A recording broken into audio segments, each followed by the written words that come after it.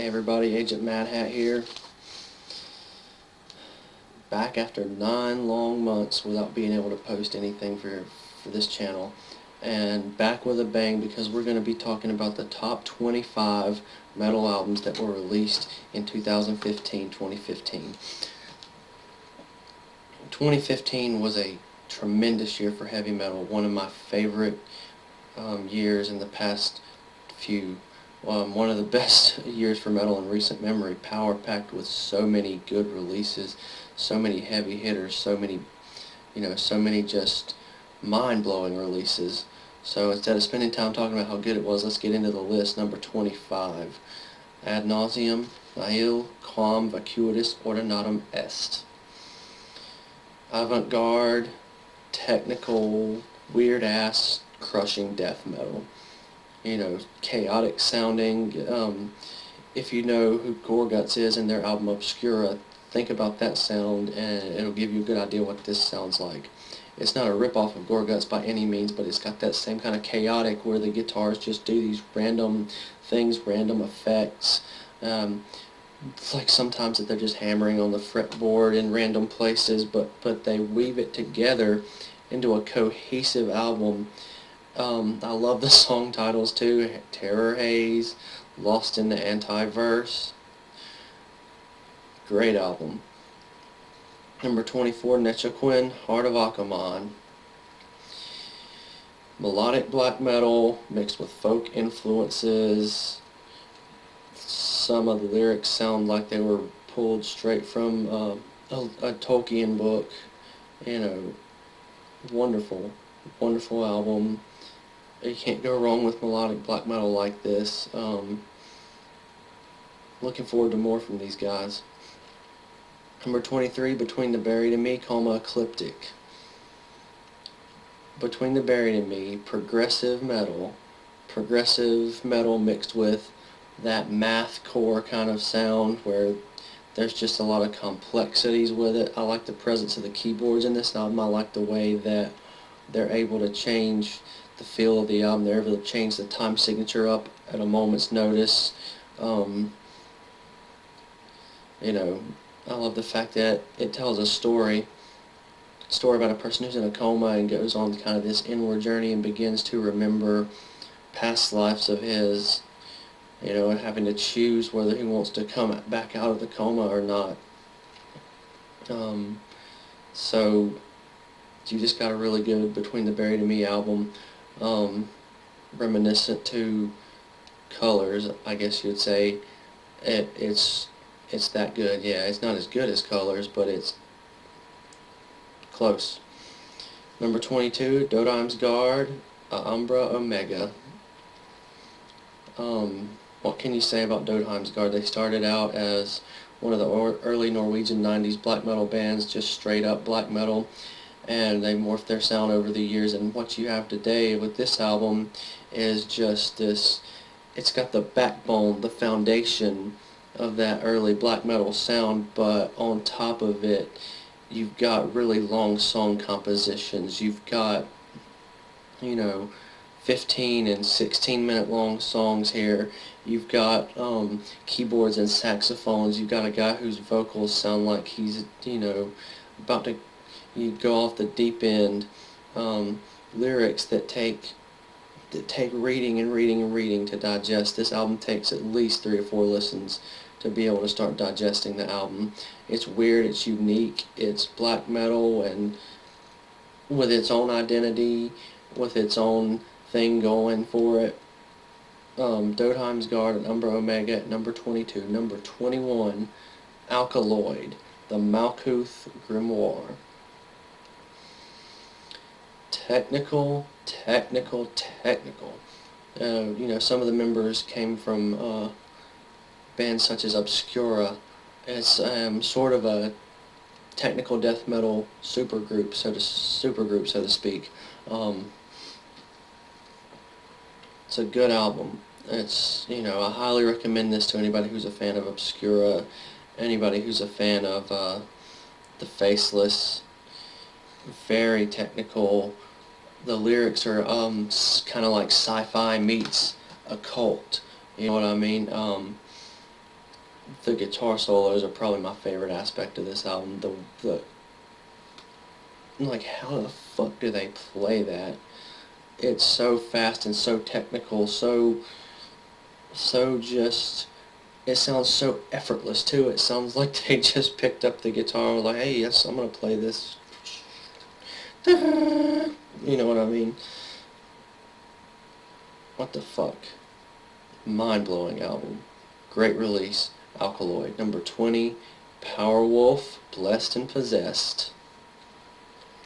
Power metal. I love power metal. And this album is a solid, awesome piece of power metal that, you know, gets you pumping your fist in the air, head banging to it. The lyrics are that triumphant, soaring, clean vocals. The guitars is, it's what you come to expect from power metal, basically. Really good, you know, really good. Number 19, Baroness, Purple. Baroness returns, folks. Baroness returns with an album that's on par, with the Blue record, in my opinion. Not as good, but on par with it. Still good. I really love this album. It's they didn't go quite as experimental with this one as they did with Yellow and Green, but it doesn't matter because this is a great album. This is what you've come to expect, that atmospheric, progressive sludge metal, stoner leanings to, you know what I mean? Just that really good sound to the guitars, really good sound with the bass and the drums, really good sound with his vocals. Just a really extremely good album. Number 18, Horrendous, Anaretta. Wow, what an album. I checked this one out pretty much, last minute because it was number 1 on Decibel's, top metal albums of 2015. Like, Decibel put it at number 1, and it was really highly rated by other sites too, so I wanted to just check it out and see what it was about, and man, it's good. It's a damn good album. It's old school death metal with modern touches, harkening back to the days of early death albums such as Scream Bloody Gore, harkening back to the days of Pestilence with their album Consuming Impulse. That kind of sound, but with modern touches. A lot of really good guitar solos, and it's not something where it's like that overly technical death metal. It's that old school sound, that riffalicious, full of hooks, full of just amazing guitar solos. That's just a fun album all around. If you enjoy old school death metal, check this one out. Horrendous, Anaretta. Number 17, Thy Catafalque with Sigur. Wow. Again, another avant-garde release here, a really creative release. And there's a lot of this album that you couldn't even consider metal. You don't know what to call it. It's just sound textures, violins, guitars. It goes into really long instrumental sections. Then there are tracks on here that are metallic, where he's got the rasped vocals, but it still has those synthesizers, those keyboards, the violins, the guitars, both electric and acoustic. Really, really good album. Hard to describe, but very creative, very worth a listen if you're into avant-garde music. Number 16, Blind Guardian, Beyond the Red Mirror.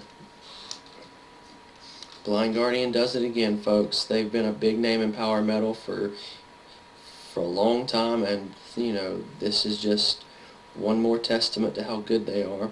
And talk about medieval fantasy, high fantasy, talk about a lot of references to the Holy Grail. It's just a really good album, a really good power metal album, very melodic.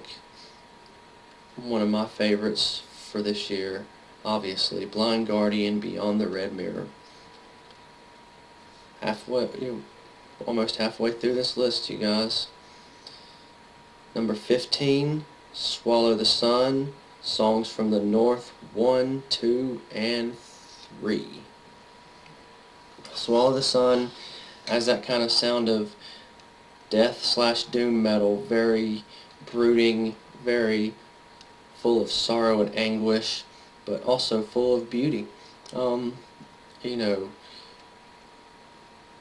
3 albums worth of material. That was a very big risk, but I think it paid off because these 3 albums are just, these 3 discs are just full of beauty, of sorrow, of all different type of emotional experience with it. The first album is kind of that standard Swallow the Sun sound, the death doom. The second album is more melodic, showcasing the beauty of northern landscapes, the beauties of winter and the sorrows of winter. And then in the third disc you've got this crushing, smothering, slow funeral doom metal sound.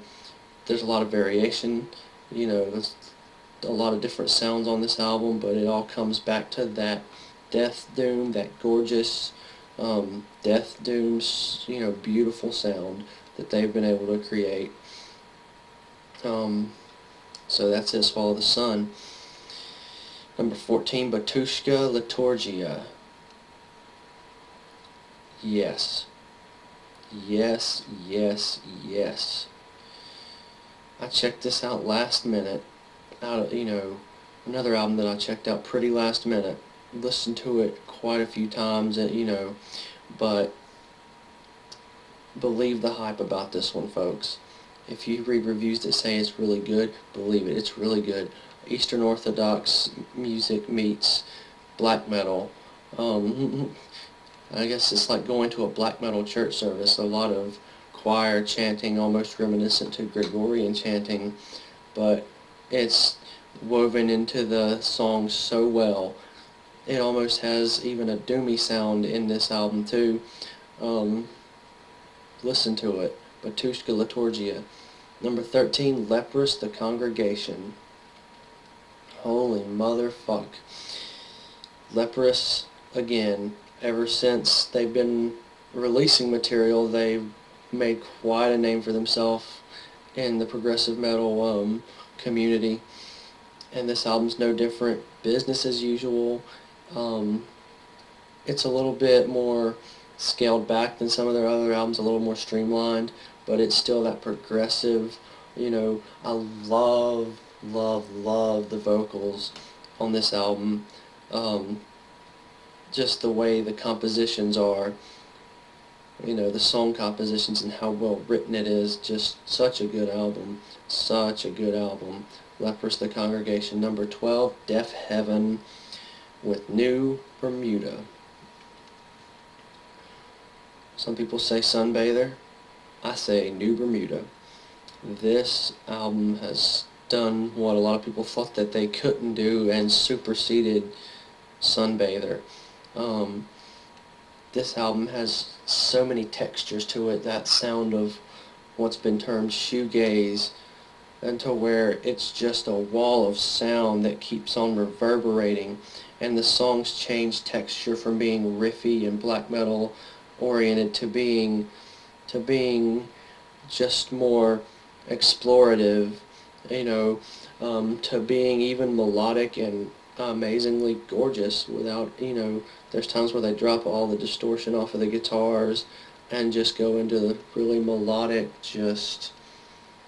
and the reverb and the effect seems to stay to where it's reverbing back and echoing, to where it creates this texture of sound that you really just have to sit back and close your eyes and listen to it. You can't, this isn't something that's going to be good background music. You have to really take it in, listen to it with headphones and just take it in, because it's a wonderful release. Number 11, Symphony X, Underworld. Again, another one of these bands that I can say that they've done it one more time. Symphony X, they just keep releasing great albums, keep releasing great material. Progressive metal with their guitarist is a fucking insane man. He can play some of the greatest and write some of the greatest material, some of the some of the best compositions, and not to mention the vocalist who just does these vocal gymnastics, whose voice is just so powerful, so soaring, that he can hit these notes that you wouldn't believe and carry this sound throughout the whole album, throughout albums. I don't even know how many albums they have out now, but for a lot of different albums, and he still has the vocal capacity to do it again. Symphony X Underworld. We're in the top 10. We're in the top 10. What else can be said for 2015? Number 10, Glory Hammer, Space 1992, Rise of the Chaos Wizards. Blown away. Absolutely, completely blown away by this album. I'd seen it get really high reviews, and with a name like Rise of the Chaos Wizards, you've got to check it out if you're a power metal fan. You can't let an album title like that go without you at least checking out a couple songs from it. But this is basically a story about this epic galactic battle. This dark wizard, Zorgothrax, I think his name is, that reawakens and wants to, obliterate the universe, who wants to become all-powerful like this all-powerful overlord. And then at the same time, there's a little bit of humor that goes with it, with it. They don't take themselves too seriously, obviously, when you've got a character in the story called the Hollywood Hoots Man. But it's a very good release. Number 10. Does it deserve to be this high on the list? Hell yes, absolutely it does. Number 9, Obsequia, with Aria of Vernal Tombs. Obsequia. I don't even know if I'm pronouncing that exactly right, but melodic, medieval-inspired black metal. Damn, this is a good album. This is melodic black metal at its best. In between some of the tracks, you have instrumentals that are basically played on the harp, these gorgeous arrangements that they create, and then the black metal tracks, the tracks themselves are just that, what you've come to expect from melodic black metal. Not generic, but that sound of melody. It has a lot of I think 6/8 time signatures where it has almost a bouncy feel to it, not in a necessarily happy way, but in that way of just being able to headbang to it, having it. I don't know what I'm trying to say here. Anyway, though, Obsequiae, Aria of Vernal Tombs, melodic, medieval black metal. Check it out. Listen to it. Number 8, Cradle of Filth, Hammer of the Witches. Does it deserve to be this high on the list? In my opinion, yes it does. Finally, after years and years of releasing albums that were just there, just barely able to say this is a good album, they finally come out with something that kicks ass. Finally come out with something that's more reminiscent to their older material, such as Dusk, such as Cruelty, such as Midian. They're going back to doing more of the twin guitar melodic stuff. They're going back to Danny's at his peak again vocally. At the best he's been in a long time with his vocal abilities.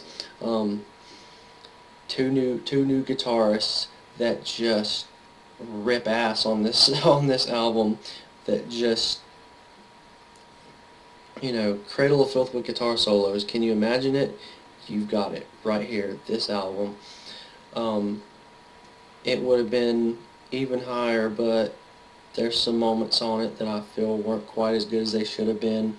I feel like they could do better still, but I'm happy with this album. It's the best one they've released in at least 10 years. Cradle of Filth, Hammer of the Witches. Number 7, Panopticon, Autumn Eternal. Holy hell. Panopticon. You know, I've been listening to their stuff ever since Kentucky came out, and I liked how they added bluegrass with it. You know, but this album is a little, they get rid of a little bit of the, they kind of get rid of the banjo, and the folk influences are a little bit scaled back, and they just decide to release kind of a more standard, a more streamlined version of atmospheric black metal, very nature oriented. Awesome, awesome, awesome, awesome album. I can't quit listening to it. Panopticon Autumn Eternal. Number 6, Iron Maiden with the Book of Souls.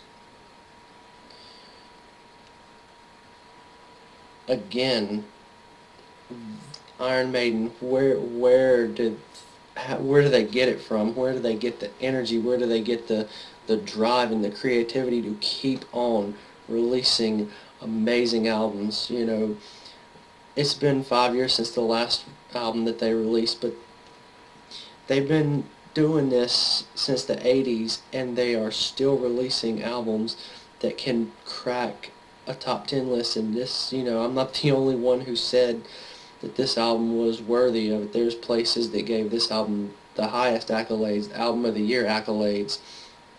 Um, and I don't blame them. This album, they're in their late 50s and early 60s, and they're still kicking ass, still, you know, making you bang your head, still delivering the heavy metal. This album has longer compositions than, you know, even some of their recent material. The finale of this album is a 19-minute long song called Empire of the Clouds. It's one of my favorites, but this sound on this album is not going to be all that much different than what you've come to expect from Iron Maiden.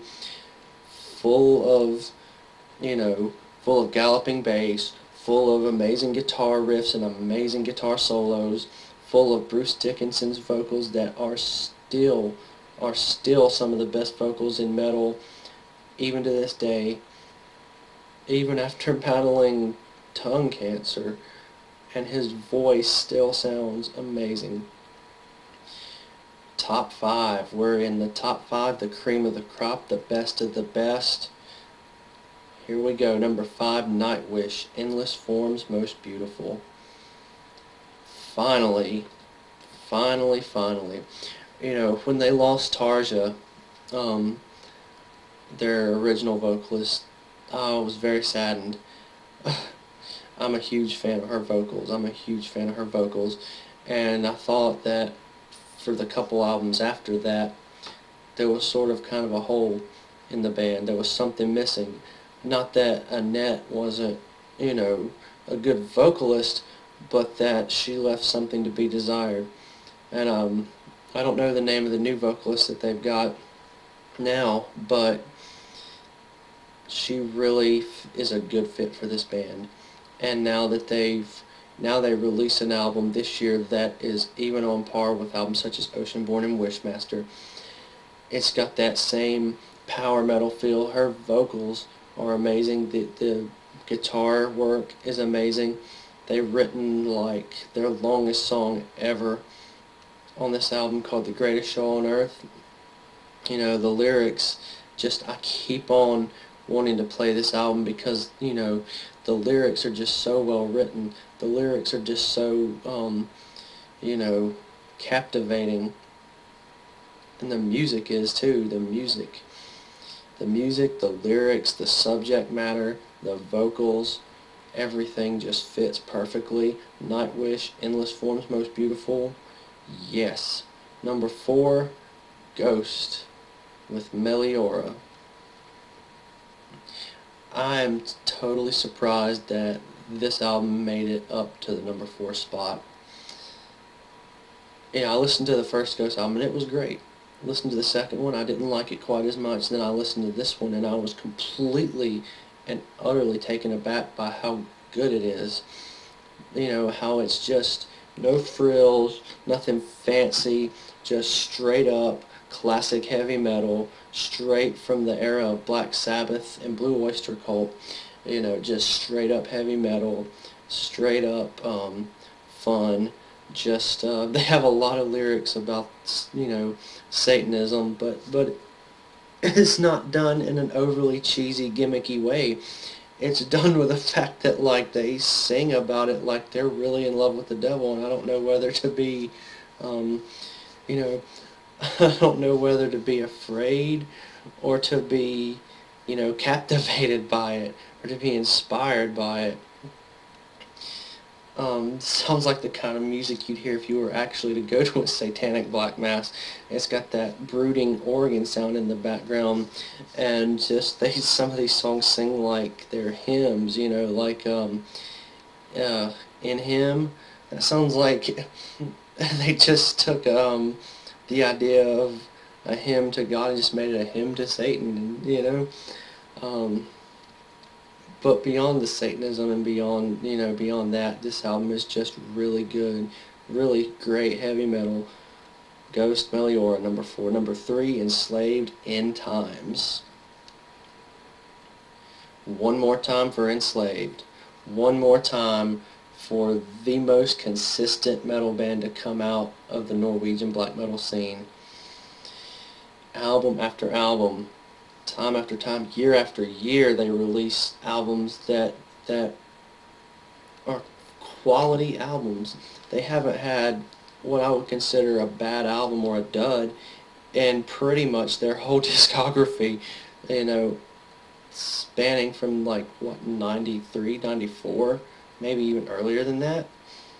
And they've released a good number of albums. And they all bring something to the table. They at first were kind of like a Viking black metal band, and then they added a lot of progressive leanings towards it, and this is no different. Progressive with a lot of different things going for it. The mellotron, the keyboards, the progressive guitar riffs. It's got that northern sound to it, that northern frigid kind of sound, that beautiful sound that I love from a Norwegian metal band. Really good lyrics, really in-depth lyrics. I love their vocal styles. I love the style of vocals in this album. I love the guitar work. It's just, everything flows seamlessly. Everything just flows great. It's well written, it's well composed, and well executed. Number 2, Arcturus with Arcturian. 10-year return. 10-year return of the masters of avant-garde space metal. Arcturus does it one more time after Sideshow Symphonies and them splitting up. You'd think, man, they ended their career on kind of a low point. That album wasn't the greatest. I liked it and I enjoyed it, but after an album like The Sham Mirrors, the keyboard was more scaled back in that album. We're not here to talk about Sideshow Symphonies. We're here to talk about 10 years later, and they release such a great album. It's that space avant-garde with the dominating keyboards, with the dominating keyboard work and string arrangements with that spacey sound to it. ICS Vortex on the vocals, who, if you know him from Dimmu Borgir, from his solo project, I think he even did some work in Borknagar. But he's at his best here. This is one of his best vocal performances ever. Wow. Wow. Blown away by this album. If you don't know who Arcturus is, just check this album out. For the love of God, check this fucking album out. And if, like I said, if this is the only album you've ever listened to by Arcturus, go back, listen to The Sham Mirrors, listen to The Masquerade Infernale, and listen to Aspera Symphonia. Fucking butchered that name of that first city. Aspera Symphonia, I think is what it's called. Number 1, best album of the year. What album takes home the accolades? What album takes home the glory? Well, all of these albums do, but what album sits atop? What album is the pinnacle of what 2015 had to offer Tribulation, Children of the Night. Oh my fucking god, this is an incredible, incredible release. You know, one part melodic death metal, one part, um, one part goth rock, and one part traditional metal. Well, a little bit of traditional metal, and a little bit of black metal influence too. It's like gothic melodic death metal, you know. The lyrics are so well written. It's got this dark, brooding atmosphere. See, it doesn't try to be evil, but it's sinister, brooding, dark and gothic sounding. The lyrics are extremely well written. Check out the song "The Motherhood of God." The lyrics for that song are just incredible. Some of my favorite moments on the album is that, that after they sing "In All We Stand with the Motherhood of God," that riff that sounds like it could be pulled straight out of old school Iron Maiden track. Not a rip-off, but just that sound of melody, just that twin guitar sound of melody that's right from the good old days. You know,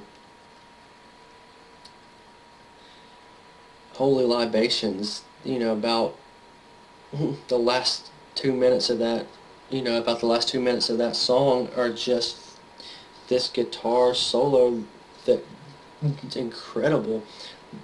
Strange Gateways Beckon has such great lyrics to it. In the Dreams of the Dead, there's not a bad moment on this album. There's not, a moment where it's boring. This album's just great from start to finish, from front to back, from back to front, from up to down to up, and sideways. This whole album is incredible, incredible, incredible. Tribulation, Children of the Night. We're done with this list already. I had such a fun time making it, such a fun time compiling it and listening to the albums that I was going to put on it. But man, did Tribulation take home all the accolades. They took home the prestigious Mad Hat Metal Award. Prestigious Mad Hat Metal Award. Alright, you guys, I'm out. Peace, motherfuckers.